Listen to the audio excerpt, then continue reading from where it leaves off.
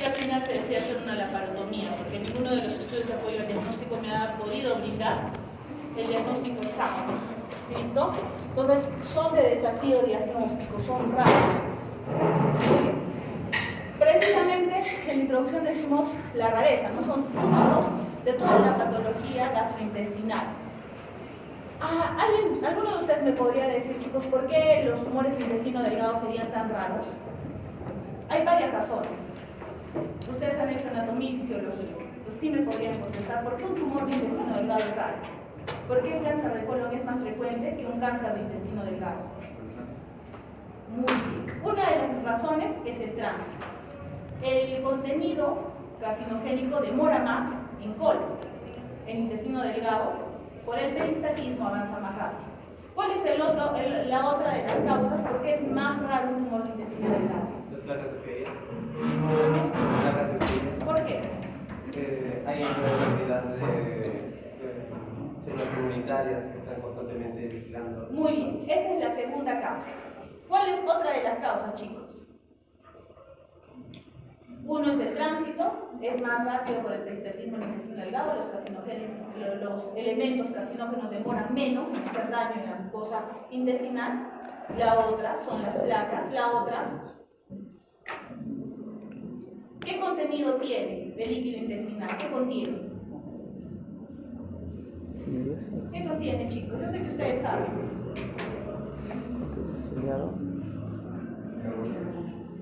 Es alcalino. Muy bien, es alcalino.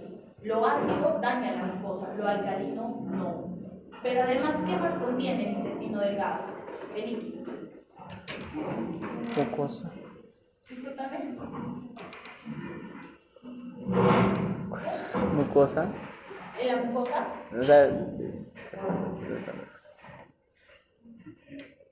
¿Qué más contiene, chicos? ¿Qué tiene el líquido intestinal que lo hace menos dañino? Ya me ha dicho uno de sus compañeros muy bien, es alcalino.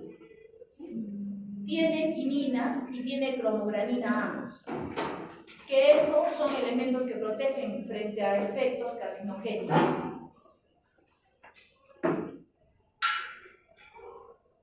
Algo más contiene el líquido intestinal que hace que demore menos tiempo en hacer daño a la mucosa.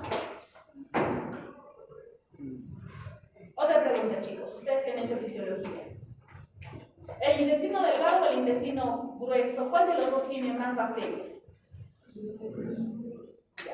Y eso también influye y sería una de las causas por las que el intestino delgado tiene menos. ¿Por qué?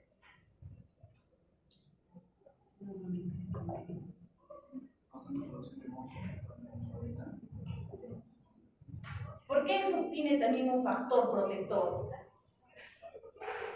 Si ustedes lo razonan, nunca se van a olvidar. Porque las bacterias causan inflamación. Exacto. La inflamación activa un sistema de cascada. Si ya hay un proceso oncológico produciéndose, eso ayuda a producir mayor lisis en las células, ¿no? Otra de las causas, ¿cuál sería otra de las causas por la que el cáncer de intestino delgado es menos frecuente?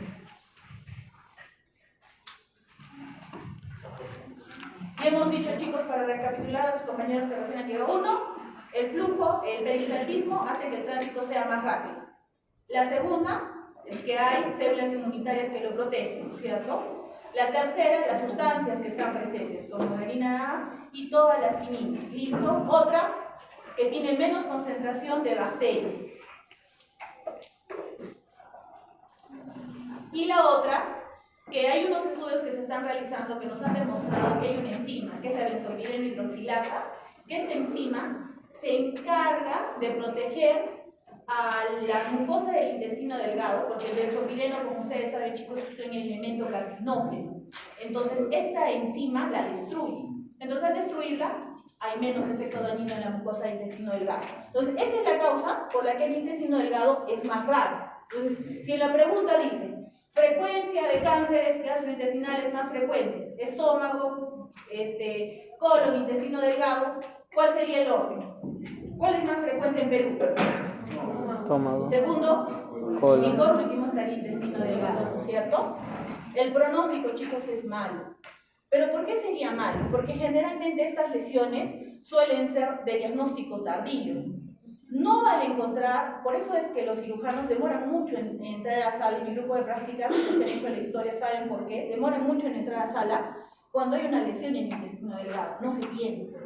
Tú piensas, tú esperas entrar a un paciente que está con el abdomen distendido, que está vomitando, que está nauseoso, que está con la sonda nasogástrica con contenido fecaloideo, pero si tú no ves a ese paciente, no le entras a sala. Por eso sus pacientes tienen mal pronóstico, porque las lesiones crecen hasta obstruir. Y una vez que causan una obstrucción o se perforan o sangran, recién el cirujano entra a operar. Listo. La edad, a diferencia de los otros, todavía se mantiene el patrón epidemiológico en gente de 60 a 70 años. Hay factores, en todos los cánceres, chicos, van a haber factores que se pueden modificar y factores que no se van a modificar. Eso también es razonamiento. ¿Qué no puedo modificar? Sexo, edad, raza, ¿no es cierto? ¿Qué puedo modificar? Dieta, los malos hábitos, ¿no es cierto? O buenos hábitos, dependiendo de la edad. No, mentira, chicos, esto siempre va a ser mal hábito. La obesidad, las vitaminas y los fármacos. ¿Qué fármaco nos protege? La aspirina está todavía, antes se consideraba, ahora está en debate. ¿Cuál es otro de los que nos protege, que utilizamos mucho cuando tenemos un proceso inflamatorio? Muy bien. ¿De los años cuáles? Los toxicos. ¿Ya? De acá, acá hay algo muy importante, chicos. Dentro de la enfermedad de Crohn actúa como un factor no modificable y se ha visto que esto está aumentando en incidencia. Antes se consideraba solamente un 17 a 41%, ahora en los últimos años el adenocarcinoma, teniendo como factor de riesgo de enfermedad de Crohn, ha superado el 50%. Enfermedad celíaca no es tan raro como se cree en nuestro país y se ha visto que está más asociada a la presencia de linfomas. Es más frecuente en varones. Todo lo raro es más frecuente en hombres. Muy bien, no, mentira, chicos. Yo los quiero bastante a todos los chicos que rotan conmigo. Nunca les he tratado mal, ¿no es cierto? Clínica. Es importante, chicos, la clínica, y es importante que ustedes deduzcan por qué se presenta cada una de las cosas. El dolor abdominal va a ser el síntoma más frecuente en ambos. Pero para que se produzca dolor abdominal, lastimosamente, chicos, los tumores tienen que crecer por lo menos hasta causar casi un cuadro oclusivo o semi-oclusivo. ¿Cuánto creen ustedes que mide la luz del intestino delgado? Colon. Delgado es un poquito menos, generalmente es 3 centímetros, más o menos, hablando de diámetro. Entonces, para que una lesión crezca hasta ese tamaño, si estamos hablando de un carcinoide, ya ese paciente ha ingresado al diagnóstico con metástasis. Por eso se hacen diagnósticos tardíos, por eso es que es de mal pronóstico. La invaginación. Que se invagine un tumor maligno es infrecuente, ¿por qué? Los benignos es muy frecuente que se invaginen. Y hay unas imágenes típicas de invaginación que se pueden ver en la tomografía, ¿no? De los que se imaginan de los benignos, el más frecuente es el lipoma. Esa es pregunta de cualquier examen. Tumoración benigna de intestino delgado que se imagina es lipoma, amartoma, hemangioma, adenocarcinoma, es lipoma. Eso es lo más frecuente. Pero ¿por qué un tumor maligno de intestino delgado no se imagina?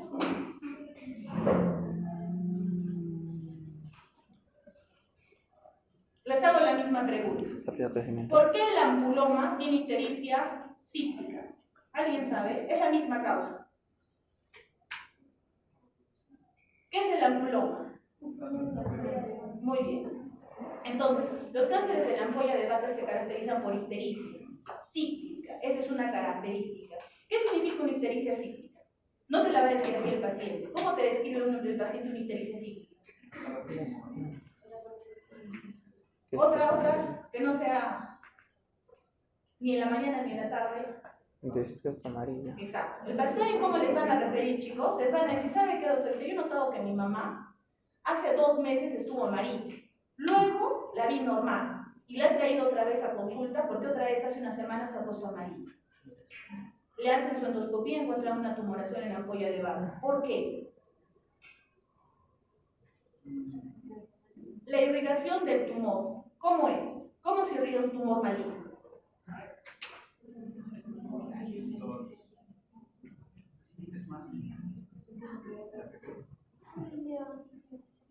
Muy bien, ahí me va a angiogénesis. Los tumores malignos, cuando miden generalmente, chicos, más de 4 centímetros, tienden a necrosarse. Entonces, ¿qué pasa? Yo tengo un tumor en ampolla de Vater que me obstruye completamente. ¿Qué pasa si se necrosa? Deja pasar la vitis. Ya no tiene ictericia. Crece otra vez presenta ictericia. ¿Por qué el tumor de intestino delgado no se invagina? Porque esos tumores generalmente logran crecer, se necrosan y no llegan a invaginarse. ¿Me entienden? No llegan a invaginarse porque para invaginarse tiene que ser un tumor grande que crece y se mete dentro de sí mismo, en la misma mucosa intestinal. Pero estos tumores no llegan a crecer a ese tamaño, salvo algunos tipos de adenocarcinoma muy mal diferenciado y algunos carcinoides que sí pueden llegar a presentar esto. Pérdida oculta de sangre. Dentro de los benignos, ¿cuál es el más frecuente? Por eso hay algunos que no he puesto para que los chicos que vengan a clase ganen algo más de los compañeros que no asisten, porque no es fácil venir a clases. Lo digo yo que también he sido alumna, ¿no? Cansa venir a clases, a veces uno tiene sueño. Pérdida oculta de sangre, ¿cuál de los tumores benignos se presenta, chicos? ¿Cuál de los tumores benignos de intestino? Vamos entonces a hacer mejor la primera pregunta. ¿Cuáles son los tumores benignos de intestino delgado? Lipoma, adenoma, hemangioma. Muy bien. Amartoma. ¿Cuál más, chicos? Los adenomas son epiteliales. Me faltan de los grupos de los mesenquimatosos. ¿Cuáles serían mesenquimatosos? Que también es parte del tema que estaba en la carátula. Los leiomiomas. Y otro que estaba en el título. Ay, no les acuerdo. Sí, no. El GIS. Tumor gastrointestinal estromal. ¿Listo? ¿Qué más nos falta? Ya hemos visto vasculares, hemangiomas, linfangiomas. ¿Qué otra estirpe nos falta? ¿Qué estirpe histológica nos falta? ¿Ah? Los neuroendocrinos entran dentro del tipo de los carcinoides, ¿no? ¿Qué estirpe histológica nos falta, chicos? ¿Qué falta? ¿Por qué nos duele? ¿Qué estirpe histológica nos falta? ¿Por qué tenemos sensibilidad y por qué tenemos dolor? Nos falta. ¿Y cuál sería? El neurolimoma. ¿Listo? Esos son los tumores benignos de intestino delgado más frecuentes. ¿Y cuál me podría causar una pérdida oculta de sangre dentro de los benignos? Muy bien, el hemangioma. ¿Listo? Y de los tumores malignos hasta el 50%. Esto aumenta, es mucho más. En la práctica diaria se ha visto casi la mayoría de los pacientes que hemos entrado a sala tenían una anemia crónica que no se encontraba en la causa.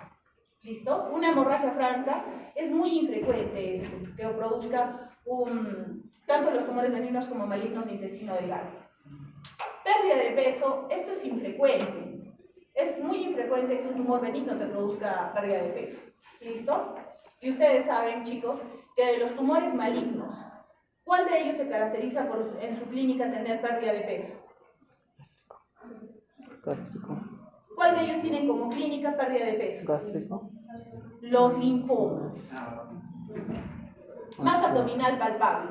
Algo que quiero que se acuerden, chicos, es que la patología de intestino delgado no es como palpar un tumor de cáncer de colon, que tú llegas a palpar la masa. En tu examen físico describe, no se palpa masa de 6 por 7 centímetros en hipocondrio derecho, en hipocondrio izquierdo, en mesogastro, en flanco derecho, no. En intestino delgado es muy raro que tú llegues a palpar masa. Y eso también hace que tu diagnóstico sea tardío. ¿Cómo, chicos, yo diagnosticaría una perforación de intestino de un tumor? Los tumores benignos es muy infrecuente que se perforen, pero los malignos se pueden perforar. Entonces, ¿cómo yo diagnosticaría una perforación? Tengo un paciente que va a tener obviamente la clínica, ¿no es cierto? Va a tener dolor abdominal o un abdomen en tabla, ese es un abdomen agudo quirúrgico. ¿Cómo diagnosticaría? ¿Qué examen pido? Inmediatamente. Y con eso entro a sala. A ver, ¿he escuchado tomografía, ecografía, alguien más?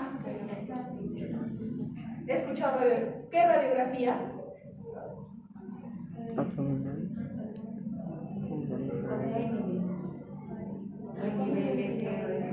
Si has hecho la historia y la has revisado, me vas a dar la respuesta. Si no has hecho, ya tengo tu historia de historia. Porque ella justo ha hecho el caso clínico de una patología de intestino delgado. Lo vamos a ver mañana contigo, te vas a dar cuenta qué ha pasado. O sea, hablan de adherencias y sobre lavados peritoneales, porque tienen un síndrome de adherencia. Ya es muy grande y han hecho como 3 lavados, pero en radiografía. Ya, muy bien. La perforación, chicos, para que nunca se olvide, se va a ver en una radiografía simple de piel. Radiografía de abdomen simple de piel. Es un estudio básico, no necesitas programar una tomografía, ecografía no vas a ver. En la radiografía de abdomen simple de piel vas a ver los niveles hidroaéreos y si es perforación, ¿qué tienes que ver? La palabra. ¿Qué palabra tiene que ver si es perforación? No. ¿Qué se tiene que ver en esa placa? ¿Cómo la tienen que informar? Niveles hidroaéreos, segundo punto, 2 puntos. No. Líquido libre. El líquido libre lo ves en ecografía, el líquido libre lo ves en todo. ¿Qué ves? No se olviden, chicos. Neumoperitoneo. Pides, el abdomen está doloroso, está en tabla. Pides tu radiografía de abdomen simple de pie. Te dice niveles hidroaéreos, neumoperitoneo, tú tienes que entrar a ese paciente sana. Es tan urgente como entrar a un apéndice, incluso más importante. Pero el apéndice todavía no se ha perforado. Acá ya hay líquido libre en cavidad y ese líquido es intestinal.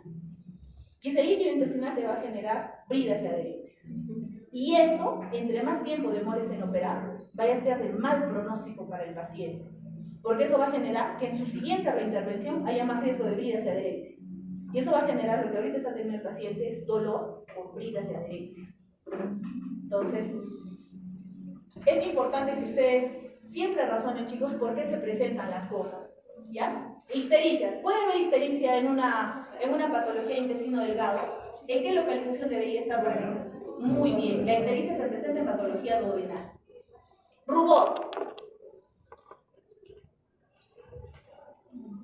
¿O has estudiado mucho o has salido a correr ayer? Sí. Rubor. ¿En cuál se presenta? Muy bien. Diarrea, ¿en cuál se presenta? Ya está, yo voy a conversar, ahora voy a hacer una conversación unilateral, solo vamos a conversar con su compañero. Muy bien, para que no se duerma. Almorzado listo. Diagnóstico, chicos. Yo les voy a preguntar diagnóstico. Es importante que ustedes sepan diagnóstico. ¿Cuál es el diagnóstico, el gol estándar para diagnosticar una tumoración de intestino delgado? Cápsula endoscópica, endoscopía, colonoscopía, tomografía, resonancia, enteroscopía. ¿Cuál de todas las que les he mencionado? Cápsula. Gol estándar, enteroscopía. Cuando apareció la cápsula endoscópica, todos pensaron que iba a ser el boom. Pero ven acá lo que dice: 27% de los tumores son visualizados solamente por la cápsula endoscópica y eso tiene una razón. ¿Por cuál creen? Miren, si ven el dibujito. Eso mide aproximadamente 2 por 1.5 centímetros, tiene una videocámara en su interior, tiene un tiempo de duración de grabación de 8 horas y generalmente el paciente tiene que estar en un ayuno de 10 horas previo a la ingesta de esta cápsula. ¿Listo? Pero ¿por qué creen que no? Si es una cámara que me permite grabar todo el trayecto, ¿por qué creen que no funcionó? ¿Por qué fallaría la cámara? Las capas. ¿Por qué no hay diagnóstico histológico? Esa es una razón válida, ¿cierto? Yo no voy a tener un diagnóstico histológico, pero vas a poder ver un tumor. ¿Pero por qué fallaría? Igual tiene que ver con fisiología, chicos, a lo que me han contestado al comienzo. Estenosis. Una de las causas es la que dijo su compañero. Hay diferentes tipos de tumores. ¿Qué tumor no va a estar en la luz? ¿Cuál? No. ¿Cuál de los que hemos mencionado está en cuál? ¿Qué tumor se encuentra en la submucosa o en la subserosa? Que también puede ser intraluminal, pero frecuentemente submucoso, Jorge. El GIST. ¿Listo? Entonces, pero el GIST no es de los tumores más frecuentes del intestino delgado. Entonces, ¿por qué creen, chicos, que la cápsula endoscópica no fue el gol estándar? Tiene que ver con la fisiología. ¿Por qué no era frecuente el cáncer de intestino delgado? Por el peristaltismo. Si tú tienes un tumor y la cápsula está haciendo movimiento y tiene que verla y empieza a moverse más rápido, va a dejar de ver esa zona. Y esa zona podría ser la zona que tenía el tumor. Ese fue uno de los motivos. El segundo, porque la cámara está ubicada en una sola zona. Entonces, imagínense que la cámara está acá y el tumor está acá. No la ve. Por eso tiene tan poca sensibilidad. ¿Listo? Entonces, no llegó a hacer la cápsula endoscópica. Y otro de los motivos. ¿Se acuerdan que hemos visto que los tumores de intestino delgado también pueden llegar a... ¿Por qué yo no daría cápsula endoscópica? ¿En qué paciente yo me indicaría cápsula endoscópica? Obstrucción intestinal. Porque el paciente puede estar obstruido. Si yo doy cápsula, lo arruina el paciente. ¿Listo? Entonces esas fueron las limitaciones de la cápsula. Enteroscopía con doble balón. Tú utilizas... esta es una prueba invasiva que requiere sedación. Entonces, es muy limitante a veces en el hospital hacer estos procedimientos. Entonces no tuvo tanta acogida. Y puede llegar a tener complicaciones porque cuando tú entras con doble balón entras a una presión positiva alta. Entonces si hay la posibilidad de una obstrucción, o sea, si tienes un tumor que está obstruyendo puedes llegar a perforarlo con la presión positiva con la que ingreses. Dentro de los adenomas, chicos, otra vez recapitulando con nuestro tema anterior, ¿cuál es el que más nos preocupa de todos los adenomas? ¿Qué histológica de adenoma es la más peligrosa? Muy bien, los vellosos, ¿no es cierto? Los tubulares son los más frecuentes, los vellosos son los más peligrosos. La localización más frecuente de los adenomas, chicos, no se olviden, es el duodeno. Por eso es que la incidencia de Whipple pues, ha aumentado, porque hay lesiones en cabeza de páncreas y lesiones también en duodeno, ¿no? Generalmente son asintomáticos. Esa es la imagen de un adenoma típico. Entonces eso también implica que el gastroenterólogo tiene que estar bien entrenado, porque si pasa el endoscopio rápido, no va a ver el adenoma. Entonces el paciente va a ir a un control de endoscopía cada 4 o 5 años, como dicen las guías. Pero si tiene un adenoma, cada 4 debería ser el control endoscópico, chicos. Alternativa A, cada mes, 3 meses, 6 meses. 6. Si es velloso, 6. O sea, si es un tubular, deberíamos ir al año. No esperar 4 años. Muy bien, está acá lo que hemos hablado, ¿no? Ahora, la voy a pasar para que no me den, les voy a hacer la pregunta. En el tratamiento, ¿a cuál opero y a cuál lo mando con el gasto? Ahí estaba en la diapo siguiente. A ver otra vez. En tamaño. Estaba en la siguiente. Al velloso lo En peor. tamaño. ¿Cuánto debe medir el adenoma para que diga este paciente puede ser, este adenoma puede ser resecado endoscópicamente por una mucosectomía y tiene que ir con el gasto? ¿Más de 3? Entonces, Más de 3. 3 centímetros. ¿Listo, chicos? Los lipomas, lo más importante del lipoma, recuerden que el lipoma sí se puede imaginar. Entonces, ojo con los pacientes que tienen una endoscopía, ¿no es cierto? Un lipoma. El lugar más frecuente del lipoma, eso también tienen que recordar. Así se ve el lipoma porque es grasa. El átomo lo vas a ver negrito porque se ve igual, así es como se va a ver hipodenso en la tomografía. Los leiomiomas, algunos dicen que son los tumores benignos, sintomáticos, más frecuentes de intestino delgado, por eso lo he resaltado en negro, ¿no? Porque esa es la característica más importante de esto. Con los hemangiomas, chicos, hay que tener mucho cuidado, porque los hemangiomas, como tienen vascularidad, pueden llegar a confundir con una neoplasia maligna. Entonces uno, si tiene una lesión, un hemangioma que esté localizado lastimosamente en duodeno y el doctor muy correctamente pide una ecoendoscopía ¿por qué pediría ecoendoscopía? Ese También es apoyo para detectar dentro de la mucosa. La ecoendoscopía me da profundidad, me permite ver cuánto es el nivel de infiltración del tumor, ¿no es cierto? Se ha infiltrado mucosa, submucosa, ¿no es cierto? Pero tiene otra característica importante que lo hemos visto también en esófago. Permite obtener,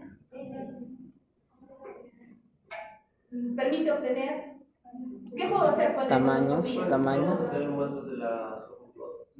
Muy bien, me permite obtener tejido, puedo hacer biopsia. Entonces, ¿qué pasa si yo biopsio un hemangioma? La sangrada. Claro, ya fue. O sea, tu biopsio el hemangioma, el paciente tiene que entrar a sala porque va a empezar un sangrado. Lo voy a poner sintomático ese paciente. Entonces, yo estoy perforando el hemangioma, estoy condicionando un sangrado, inmediatamente tengo que programar. Entonces, hay que tener mucho cuidado cuando se hacen los diagnósticos diferenciales de las lesiones benignas y malignas. Ha habido casos que los hemangiomas se han confundido, ¿no? Si tú ves una lesión así y no tienes mucho training en diferenciación de lesiones benignas y malignas cuando eres gastroenterólogo, recién estás empezando, porque todos aprendemos en el camino, entonces sí puedes llegar a querer biopsiar esto.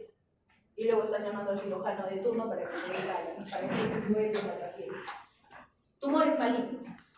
¿Qué estirpe histológica de tumor maligno es más frecuente, chicos? El adenocarcinoma. Muy bien, ahí están las frecuencias de los adenocarcinomas. Venimos con los linfomas, los carcinoides y por último los sarcomas. El adenocarcinoma. De todos, el más importante es la localización que está en duodeno. ¿Por qué, chicos? Por el tipo de cirugía que le vamos a ofrecer al paciente. ¿Qué cirugía se hace cuando el tumor está localizado en duodeno? Primera porción del duodeno.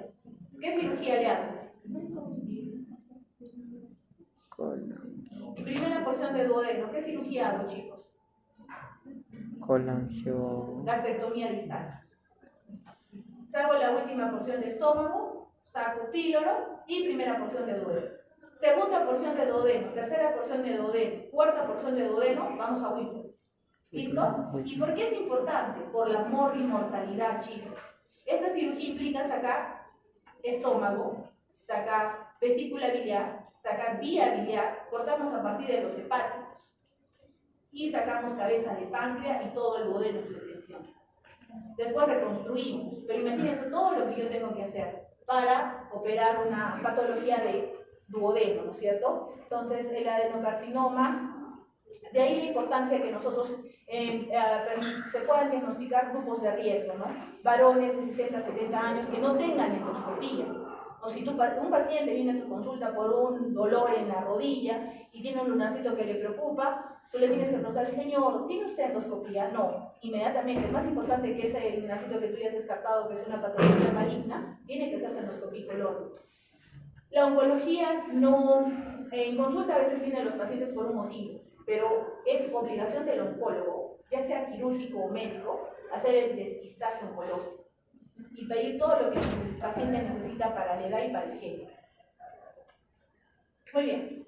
Dentro de las manifestaciones clínicas, chicos, se los he resumido en este cuadro. ¿Listo? Lo más importante que ustedes sepan cómo se manifiesta un adenocarcinoma. Generalmente los adenocarcinomas cursan con dolor abdominal. ¿Listo? Eso es lo más frecuente en su presentación. Presentan además pérdida de peso, igual que los linfomas. Y no es muy raro que presenten diarrea.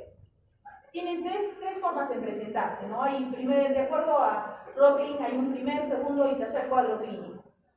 Pero de todos estos, los más frecuentes, el síntoma más frecuente, chicos, cuando ustedes tengan un paciente con dolor abdominal que no se llega al diagnóstico, hay que sospechar que también puede ser patología del intestino delgado. Muy bien. Entonces, no se olviden, chicos, patología del intestino delgado se presenta con ictericia. Ahora, ¿cómo yo podría diagnosticar? ¿Cuántos centímetros me permite ver el endoscopio del intestino delgado? El endoscopio me permite ver el esófago, la endoscopia me permite ver el estómago y me permite ver duodeno. ¿Hasta cuánto de yeyuno? Hablando del mejor endoscopio, obviamente, ¿no? 10, 5. Casi. Sí, ¿Cuántos centímetros de duodeno me permite yeyuno? Me permite ver, porque el duodeno sí lo voy a ver. Hablando de un buen endoscopio, de los últimos, de tercera generación. Me permite ver hasta 20 centímetros de yeyuno. ¿Listo? La enteroscopía, ¿por qué supera a la endoscopía clásica? ¿No? Supera porque me permite ver hasta 40 centímetros de yeyuno. Pero la endoscopía tiene el límite que yo no voy a poder ver bien el yeyuno distal y el ilio. Ahora, porque ilio sí se logra ver con un estudio endoscópico, ¿no? La colonoscopía, ¿cuánto de ilio me deja ver? Porque en la colonoscopía yo veo ilio, yo veo recto, veo sigmoides, veo descendente, transverso, ascendente e ilio. ¿Cuánto de ilio puedo ver en la colonoscopía? Un poquito más. Un poquito más. Generalmente podemos ver de 20 a 30 centímetros. 27. Redondeamos a 27. Entonces, ¿cómo podemos llegar, chicos, a hacer un diagnóstico de una patología en intestino delgado, sea benigno, sea maligna? En este caso, Un tránsito varitado, si el tránsito varitado es de mucha ayuda, sobre todo tienes que descartar que haya perforación. Obviamente no lo vas a hacer en un paciente que está sospechando que hay una obstrucción o riesgo de perforación. La odonografía hipotónica ya no se utiliza, eso ha pasado a ser parte de la historia de la medicina. Fibroendoscopía es el otro nombre que recibe la... Muy bien. Y la biopsia se realiza mediante la ecoendoscopía. Esta es una imagen típica de cómo se ve en una imagen de un tránsito varitado de una lesión de intestino delgado. Simula, está tan distendida el asa que debería simular que esto es colon, pero esto es intestino delgado. Y se ve como una lesión estenosante. ¿Listo? Es una lesión estenosante en el intestino delgado. Eso es un paciente varón de 50 años de edad. Miren, y acá les he traído otras imágenes de cómo se pueden ver las obstrucciones en las imágenes varitadas de intestino delgado. Esto es muy importante porque algunos pueden pensar, si no tienes en mente la patología de intestino delgado, lo puedes confundir con un megacolon tóxico. ¿Listo? ¿Cuál es la característica del megacolon tóxico, chicos, en radiografía?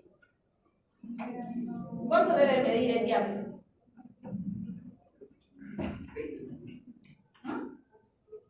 ¿Qué? Escuché el número. 20. La tomografía, chicos, ¿ustedes creen que me ayuda mucho el intestino delgado? No ayuda. A menos de que se presente pues una lesión como esta, ¿no? Y esta es una lesión grosera. ¿Qué parte del intestino delgado es esta, chicos, por anatomía? Entre los riñones. Estamos acá con nuestro hígado, esta estructura que vemos acá es vesícula biliar, esta estructura de acá y esta estructura de acá, ¿qué son? Estos son los riñones. Aorta, cava, ¿cierto? Esta estructura de acá, ¿cuál es? Este el hígado. Estómago. ¿Cuál es el estómago? ¿Esta Duodeno. estructura de acá, cuál es? ¿Qué? Muy bien, esa estructura de ahí es el páncreas. Por eso les dije que esta era la arteria y esta era la vena, ¿cierto? Entonces acá nosotros tenemos el duodeno. Este duodeno está casi colapsado por una tumoración intraluminal. Estas lesiones groseras sí las puedes ver en tomografía. Y esta misma lesión, ¿cómo la verías en un varitado así? Mira, esta misma lesión la verías así en un varitado. O sea, hablando de costo-beneficio para los que trabajamos en un hospital del ministerio donde muchas veces no hay tomografía, utilizas un varitado si el paciente no te puede pagar no puedes decir que no puedes hacer diagnóstico. Esto es lo preocupante. Hemos a veces llegado a operar pacientes con esta dilatación. Eso implica mal pronóstico. ¿Por qué, chicos, es importante hacer un diagnóstico temprano? Porque si tú entras de forma tardía a operar a un paciente obstruido, eso es, como tú has podido ver, eso es factor de riesgo para una siguiente reintervención quirúrgica. Tú operas un intestino que esté edematizado. Si tú haces una unión en una estructura edematizada, cuando pase el proceso inflamatorio y el edema te va a quedar floja. Y ese es un factor de riesgo para que hagan dehiscencia. Eso es lo preocupante de no diagnosticar a tiempo una patología del intestino delgado y pasa, chicos. Metástasis, les he responder. Vámonos para atrás. ¿Cuál de las lesiones pregunta también, no solamente del examen de la católica, de cirugía 2, sino también puede ser pregunta de examen de residentado médico, ¿no? ¿Cuál es la lesión metastásica más frecuente en intestino delgado? Mama, pulmón, hígado, hepatocarcinoma, cáncer renal o melanoma. Unos dicen hepatocarcinoma, ¿alguien más? Pulmón. No, pulmón. ¿Quién dijo? Pulmón. Nunca se olviden, chicos, que la lesión metastásica más frecuente en asa delgada es melanoma. Melanoma es el que hace más frecuente metástasis en asa delgada. También están los demás, pero el más frecuente es melanoma. Miren, así se ven las metas. Es muy triste encontrar pacientes con estas imágenes. Tú puedes ver esta imagen en tomografía y el paciente está completamente normal. Incluso es un paciente asintomático. y puede tener esta imagen. Y eso es lo preocupante de nuestra especialidad, chicos. Tenemos muchos pacientes. Hace 2 días he visto en la consulta privada un joven de 32 años de edad con un cáncer renal metastásico, pero metastásico ya a todo. No había parte de su cuerpo que no tuviera metástasis y él está normal. Él incluso hemos hecho que revisen la tomografía, porque él me decía, es imposible, doctora, que yo esté así si yo estoy bien. O sea, yo no tengo nada, yo he venido a un chequeo, ¿no? Entonces, lastimosamente, así puede pasar. Tú puedes tener un paciente metastásico, porque esto pasa en melanoma, chicos. El melanoma es muy agresivo. Melanoma es muy agresivo. Generalmente la mayoría de los pacientes con extensión superficial o los sacrales litiginosos pueden llegar a diagnosticarse ya en estadio clínico 4, con metástasis hepática, múltiple. Acá ya no hay, el paciente tiene generalmente melanoma, vas a quimio, no responde bien y utiliza terapia biológica y a veces no responde bien. El pronóstico es malo. El pronóstico es malo. Factores de riesgo, todo lo que salga del cuadro. Tú sabes que es más frecuente en varón mayor de 55 años, raza negra. Entonces, todo lo que sea diferente a esto es de un pronóstico malo. La clasificación TNM, que eso es más de la especialidad. Lo que ustedes tienen que saber en cuanto al tratamiento, chicos, es que solamente va a resección quirúrgica, generalmente la patología maligna. Nosotros no intervenimos patología benigna, a menos de que el paciente sea sintomático. ¿Listo? Porque damos de primera instancia tratamiento endoscópico a la lesión benigna. Pero si la lesión mide más de 3 centímetros y el paciente está sintomático, nosotros podemos intervenir quirúrgicamente. Pero si no, el paciente se va a un tratamiento conservador y a un tratamiento de mucosectomía endoscópica. Es muy diferente cuando estamos hablando de cáncer. El tratamiento de cáncer es quirúrgico. ¿Listo? Intestino delgado no responde bien a quimio, excepto de qué tipo de cáncer de intestino delgado sí respondería muy bien a la quimio y es de primera elección. Esa es pregunta también. Sarco. Patología maligna de intestino delgado, Sarco. que de inicio debe recibir tratamiento con quimioterapia, a diferencia de todas las demás, que son quirúrgicas. Leyo, no. Los linfomas, y no solo de intestino delgado, cualquier linfoma. Linfoma gástrico, quimioterapia. En colon, quimioterapia. A menos que, todo tiene una excepción en esta vida, a menos que, ¿cuándo tú operarías a un paciente que le han hecho su biopsia y te ha salido que es un linfoma? Pero lo tienes que operar. ¿Por qué lo operarías? ¿Cuáles serían los 2 motivos por los cuales se opera?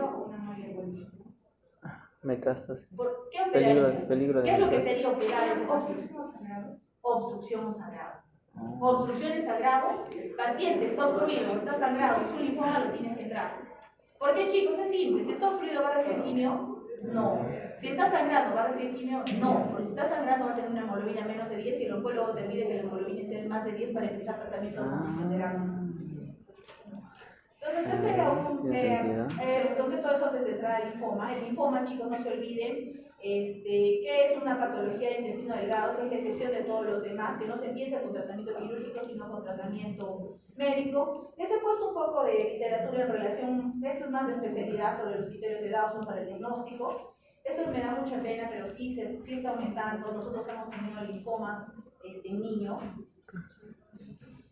Y créanme que uno pensaría que esto solamente está mencionado en la literatura, pero hemos tenido ya más de 2 casos, ¿no? Y 2 casos en nuestro hospital es mucho, es mucho. Esto es más de especialidad, la clasificación de Ana Arbón, eso no les vamos a preguntar. Lo que ustedes sí tienen que saber, chicos, es el diagnóstico, para recalcar. La parotomía solamente cuando el paciente ya tiene un diagnóstico de abdomen agudo quirúrgico, hoy entra a una laparotomía diagnóstica, eso antes, actualmente la laparoscopía diagnóstica, que puede ser convertida después a la laparotomía. ¿Y por qué convertiríamos? Porque no localizas la lesión a veces en endoscopía. Estás moviendo el asa delgada con las pinzas y no encuentras la lesión. Tienes que convertir y te vas a hacer cirugía a cielo abierto. Radiografía con tránsito intestinal valitado. ¿Listo? Y la biopsia intestinal, que no se olviden, chicos, que se realiza por ecoendoscopía. Ahora, ¿Podrías hacer otro tipo de biopsia? Sí. Hace muchos años, antes de que existiera la econdoscopía, se hacía una biopsia con endoscopía guiada por la laparoscopía o la laparotomía, ¿no? Actualmente ya no es necesario hacer eso para no ser tan invasivos, ¿no? Somos un poquito más conservadores con toda la aparición de la econdoscopía. Entonces, así es como se ve la tomografía. Algo muy importante en esta tomografía, ¿alguien se ha dado cuenta? ¿Qué es lo que se ve en esta tomografía? Que está resaltado en la flecha amarilla. ¿Qué es lo que me señala la flecha roja? ¿Qué es lo que me señala la flecha amarilla? Dilatación.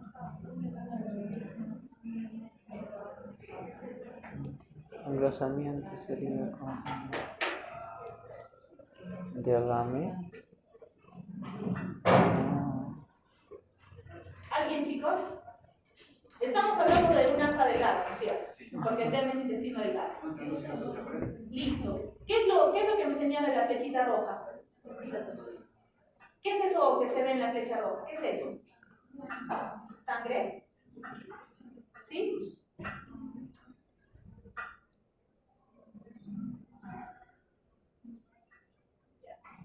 Miren acá, chicos, donde les voy a presentar. ¿Qué es esto que estoy señalando? ¿Y qué color tiene? Negro, ¿no? ¿Y qué es eso negro? ¿Qué es eso que estoy presentando acá? Que está en relación con el hígado. Que operan los cirujanos muy frecuentemente. Muy bien. ¿Qué color tiene? Medio un plomo más oscuro, ¿no es cierto? ¿Esto cómo se dice en tomografía?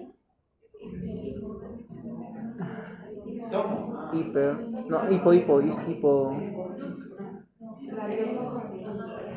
Tomografía. En tomografía hablamos, chicos, de densidad. Isodenso, hipodenso, hiperdenso. Ya hemos quedado que esto de acá es hipodenso. ¿Listo? Esto de acá es lo mismo que esto de acá, ¿no es cierto? Esto es asa delgada. ¿Qué es esto de acá? ¿Qué es lo que tiene la vesícula biliar en su interior? Bilis. ¿Qué es lo que tiene el intestino en su interior? ¿Qué es eso que se ve en la flechita roja? Contenido intestinal. Pero yo les quería ver porque en la flechita roja este contenido intestinal tiene un nivel. ¿Listo? Y ustedes ven la pared, este paciente no está distendido. Está obstruido y no está distendido. Esto es lo importante de esta imagen. La patología de emergencia del intestino delgado no se ve con un abdomen distendido como se puede ver en la patología de colon, chicos. Entonces, esto es contenido de intestino delgado y esto que se ve acá en amarillo es la pared del intestino delgado, pero tiene una característica que está captando parcialmente el contraste. Por eso la importancia de que las tomografías en oncología sean con contraste. Todas las tomografías en oncología deben ser contrastadas. ¿Listo? Muy bien. La cirugía que nosotros los oncólogos realizamos, como deben recordar que lo hemos mencionado en esófago, es una cirugía en la que nosotros, aparte de resecar el tumor, tenemos que sacar, ¿qué más, chicos? Muy bien, se hace linfadenectomía. Así operes intestino delgado, tienes que hacer linfadenectomía. Salvo, ¿en qué caso? Yo no hago linfadenectomía. ¿Qué patología de la que hemos hablado hoy día no se hace linfadenectomía? Porque muy raramente se metástasis ganglionar.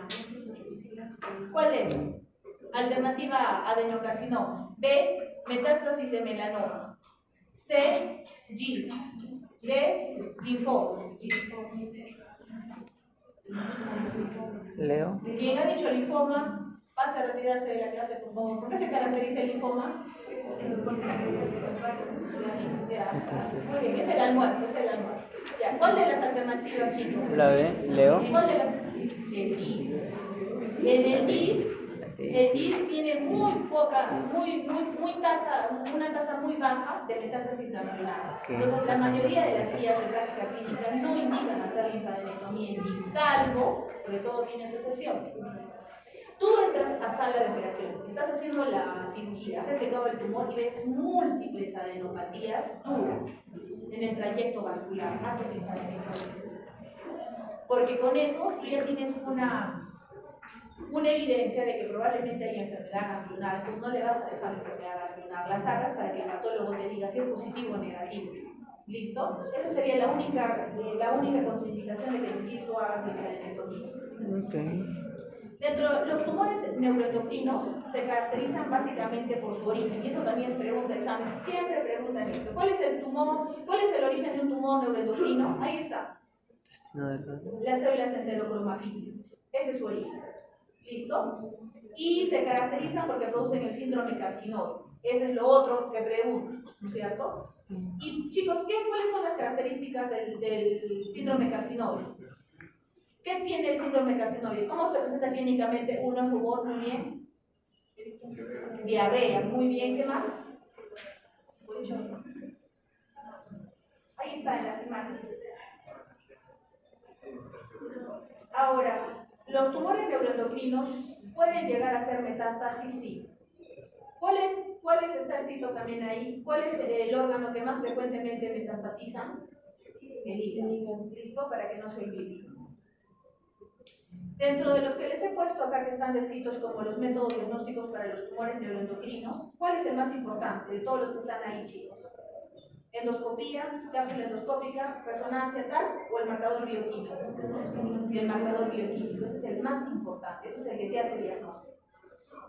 La pregunta, que no está escrita ahí: ¿cuál es el gol estándar para diagnóstico de tumor neuroendocrino en el intestino? Para diagnóstico de tumor neuroendocrino. Como el tema es intestino delgado, vamos a poner en intestino delgado, pero en realidad es para cualquier tumor neuroendocrino. ¿Cómo se llama el estudio?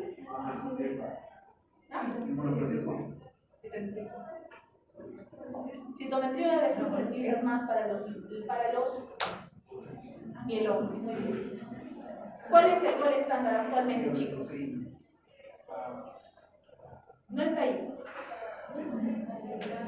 Lo han debido escuchar. El octreoscam. El octreoscam.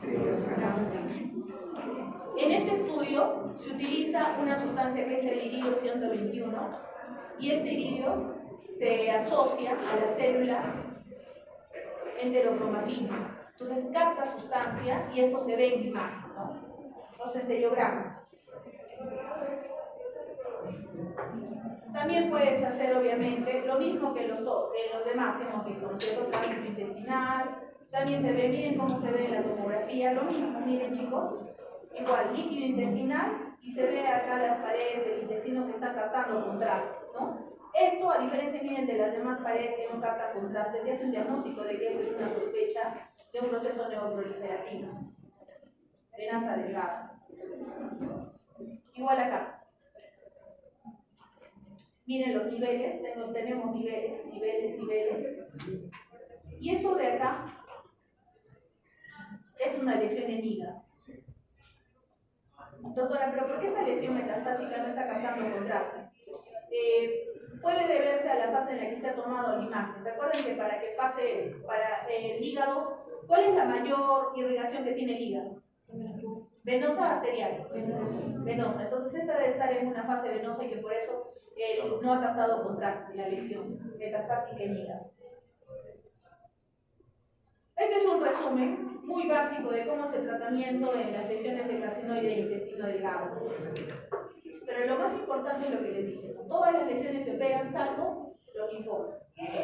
Otra de las lesiones, actualmente, lo he puesto así, chicos, porque para que no se olviden que antes se consideraba como parte de los sarcomas. Actualmente, por la incidencia, por la frecuencia que está teniendo, ya se considera un grupo aparte, ya los tumores gastrointestinales del estroma. Los sarcomas, chicos, si hablamos del peor pronóstico de las patologías de intestino delgado, estamos hablando del sarcoma. Sarcoma, al momento del diagnóstico, lastimosamente, a veces pides tú la tomografía para hacer estadiaje y te sale que todo es negativo. Pero si tú pides un PET scan, en el PET scan se encuentran ya micronódulos pulmonales bilaterales al momento del diagnóstico.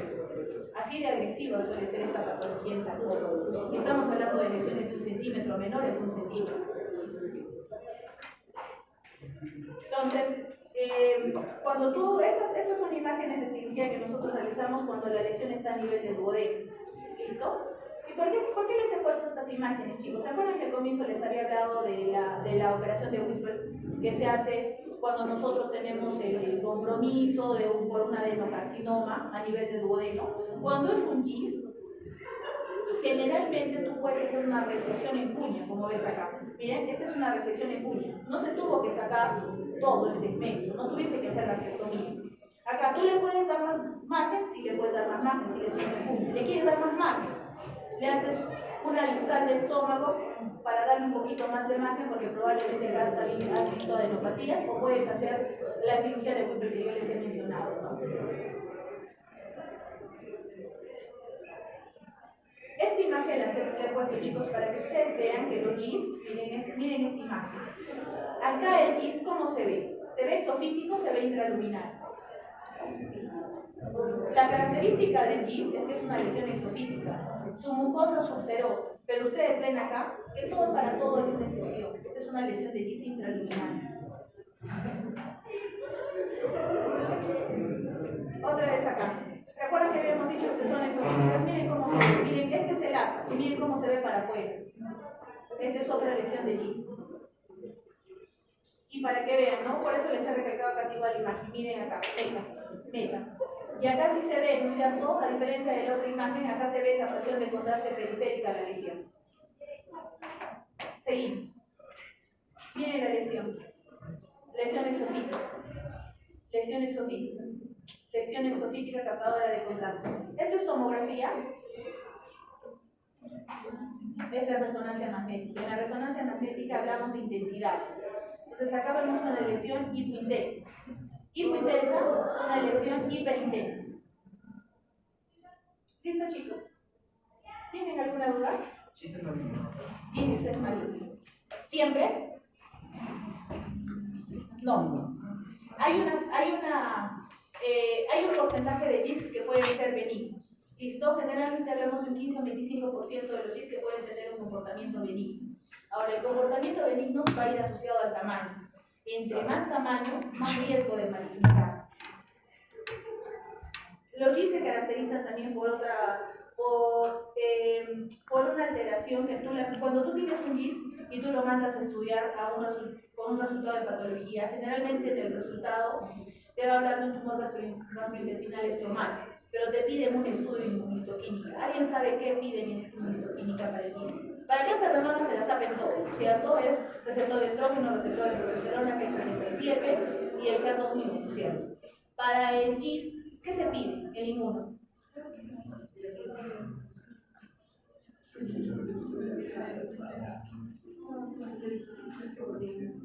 Para que no se olviden, chicos, él tiene que ver con la alteración del C15, ¿no? Y entonces pedimos también ese 100 cuando hacemos inmunohistoquímica del GIST. Muy bien, chicos, ¿alguna otra pregunta? Sí. Que tengan buena tarde.